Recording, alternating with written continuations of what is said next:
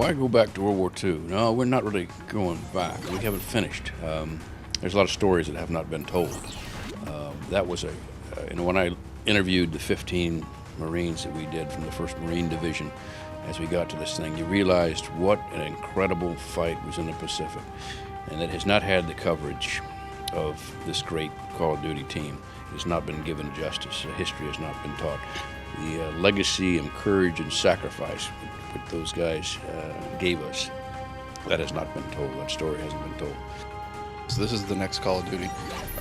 We're going to do away with the numbers altogether with the franchise. We really wanted to sort of create an identity for the Call of Duty, and as you see, the tagline is "World at War," and that's truly what we're presenting here with the Pacific Theater and the European Theater.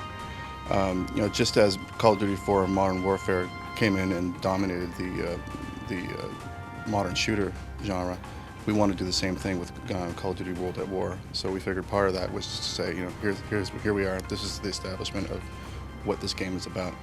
We're very fortunate to have been able to use the Call of Duty 4 Modern Warfare engine as a basis for Call of Duty World at War. It's already a great engine, as you know, and we've been able to really, now that we have 2 years to make a game as opposed to the 1-year cycles that we've been on before, we've been able to take this already well-established engine and start adding technology to it. Because it's a game set in the Pacific, we kind of had to be able to represent water very well, because a lot of the actions that the Marines took were based around Pacific islands. So we've added buoyancy and real-time tessellation to things. So if you throw a grenade in the water, for instance, you'll see it explode and ripples will come out in real time. You throw a flammable object or an object that's on fire into the water will put the thing out. You're going to be able to play 4-player co-op over the internet, as well as 2-player split screen on your couch. We didn't want the co-op experience just to be 4 guys playing the single-player game. We really, from the beginning of the project, planned from the ground up how we would address all the problems that we knew that we were going to come up against with a co-op game. For co-op also, we kind of wanted it to be kind of a middle ground, or like a bridging point between the people that like to play single player and the people that like to play multiplayer.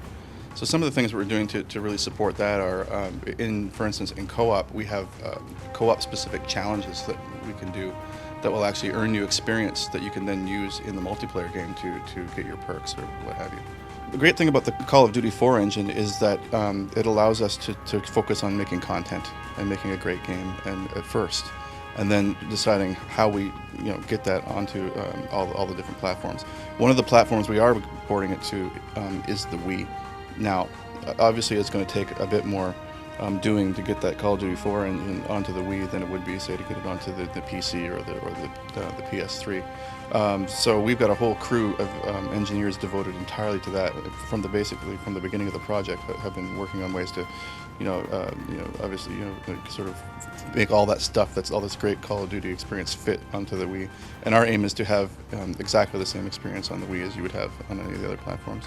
Also, we'll be supporting the Zapper, which will make for a kind of a unique Wii-centric experience. You can expect to see Call of Duty World at War hitting the store shelves sometime around the fall of this year.